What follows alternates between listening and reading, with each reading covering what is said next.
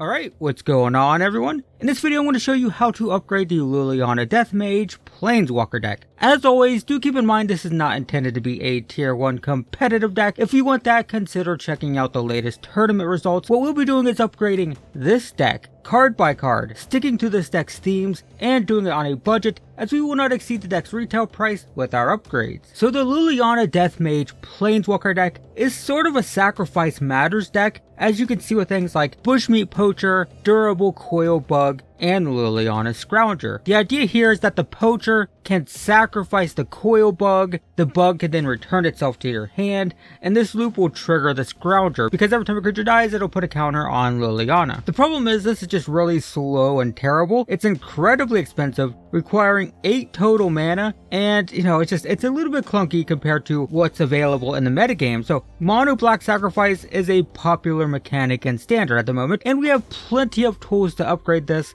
The most popular example, of course, is the Cat Oven combo. The idea here is simple. The oven lets us sacrifice a creature for food, and then the cat can reanimate itself by eating the food. So we sacrifice the cat to the oven, get the food, then sacrifice the food, return the cat, and not only will that also trigger Liliana's Scrounger every single turn, but it's totally free, doesn't require any mana, will also drain the opponent for 1 every turn. Every time we do that, opponent loses 1, we gain 1 when the cat comes into play, and again, totally for free. Also, you always do this at the end of your opponent's turn. The reason is, if your opponent attacks with a creature, you can block, sacrifice, and that creature will be considered blocked and won't deal damage. So if your opponent attacks with, a 5/5, you can block, sacrifice, the 5/5 does no damage, and then you just return the cat, drain the opponent for 1. So it neutralizes a blocker every single turn if they attack, and if they don't, then you just sacrifice at end of turn, no big deal. So that's the idea here, right? We're going to focus on the sacrifice theme because that's what's in the deck, but we're just going to make it much more efficient and a lot less clunky. So first we'll take out 3 durable coil bugs for 3 Cauldron Familiars. This is just a lot more optimal, as the coil bug is way too expensive to return, and the familiars will set us up for that free sacrifice loop. So we definitely want these. And as an aside though, if you really are resistant to playing the cat combo, because I know some people hate it,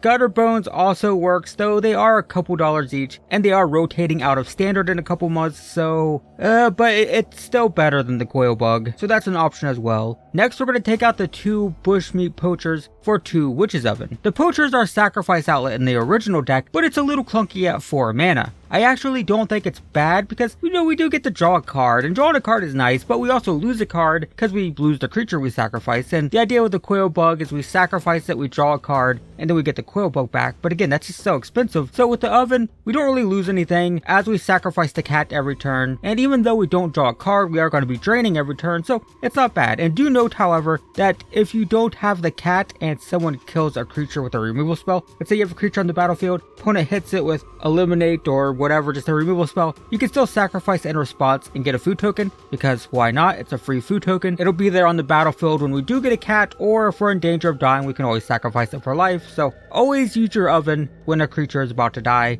unless you're trading in combat, right? Because if you sacrifice in combat, then your creature's not going to deal combat damage. But if a creature gets hit with a removal spell, or anytime you chump block, you can chump block, sacrifice, get a free food token every single time. Next, we're going to take out 2 Lurking Deadeye for 2 more Witch's Oven. Lurking Deadeye actually just doesn't really do anything in this deck. I mean, we don't even have like a very reliable way to make the ability relevant. I mean, I guess technically we can chump block, then play it to finish off a creature, but then it's like, I don't know, it's just not as good as the Witch's Oven, which is what we want, and the Lurking Deadeye is just super clunky, doesn't really do much, not really synergizing with our strategy, so we can just cut that out, get our 4 ovens, which is what we really need. Next, we're going to take out 3 Grim Physicians for 3 Serrated Scorpions. The Scorpions are great because they tend to stop mono red aggro decks in their tracks. Not only is it a great blocker for all their 1/1s, but draining is very important against that deck. And they're also great with the Cat Oven combo just because it gives us a way for more draining. I mean, we're already draining every single turn. Every turn, we're getting a cat trigger, we're draining for 1, and this is just more draining. And I also just think it's better than Grim Physician. I mean, the Physician is okay. Sometimes it can kill 2 small creatures, right? It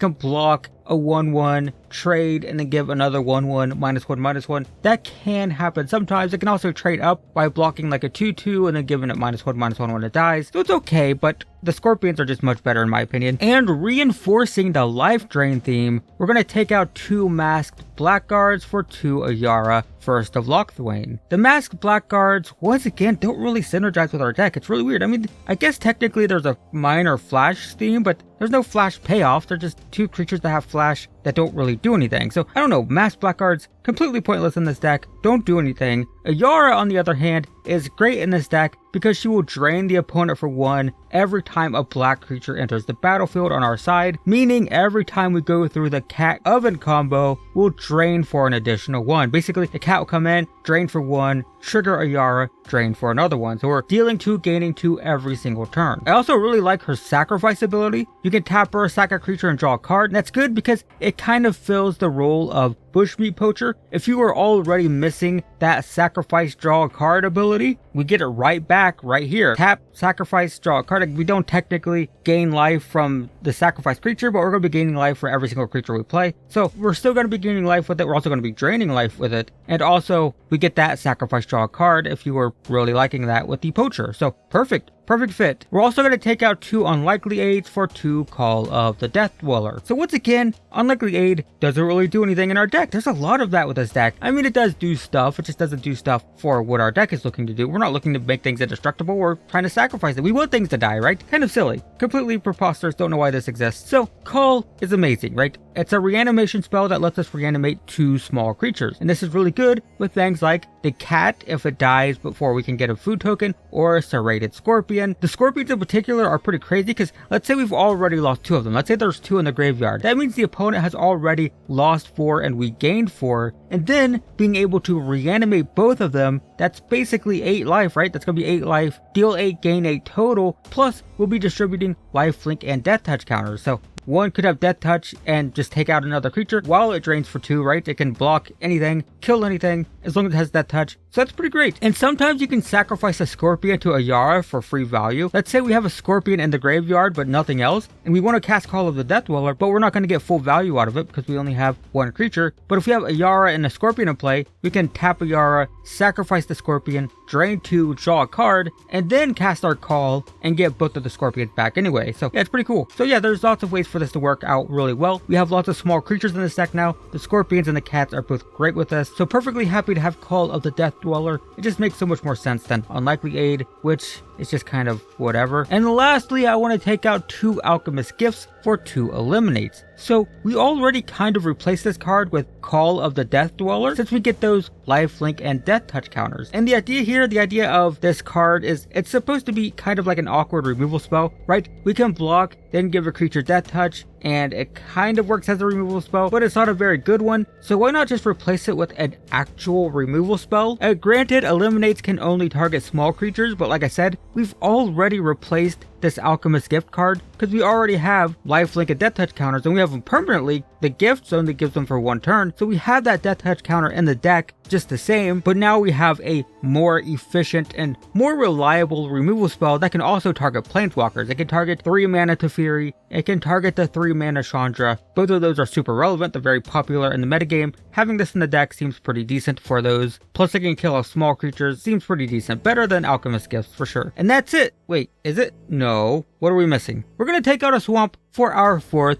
Cauldron Familiar. You didn't think I forgot about that, right? I always say these decks have 1 too many lands. We don't need 25. We arguably potentially don't need 24. We could possibly go down 1 more, though I think it's a little bit risky now because we do have a 6 mana Planeswalker we want to cast, so I don't want to go down to 23. 24 is fine. So we'll take out an excess land, get our 4th Cauldron Familiar so we can start draining every turn. And that is it. Though I will say you can upgrade the mana base with at least 1 copy of Castle Locthwain. It lets you draw a card, and it does deal damage to you, right? You pay 3, you draw a card, and then you take some damage, but it's a free optional ability that you don't have with a basic swamp, right? Even if you never use it, it's there, and maybe sometimes it will be relevant, sometimes you will use it, but if you don't, that's fine. You don't have to use it, Plus, if you have an empty hand, then it only deals 1 damage, so drawing a card, taking a damage, not a big deal if you really need cards. So yeah, it's fine. A single copy is fine. It'll never come into play tapped if you have only 1 copy, because you're always going to have another swamp. If this is the only land in your hand, you're going to mulligan. So 1 copy doesn't hurt at all, gives you a free possibility of drawing if you really need it. So doesn't hurt at all to have 1 copy. 2 to 3 also probably fine, but then you do risk things coming into play tapped, but 1 doesn't hurt. There's also the Witch's Cottage, which it's okay, right? It puts a creature from your graveyard to the top of your library. You need 3 swamps, which is fine in the base deck, though it gets a little bit sketchy if you play multiples of these and multiple castles, but puts a creature from your graveyard to the top of your library. It doesn't count as card advantage because you're not gaining card advantage, you're not drawing a card, but if there's a creature in your graveyard that you really want back, it's decent. You could probably play 1 castle and 1 cottage just fine, but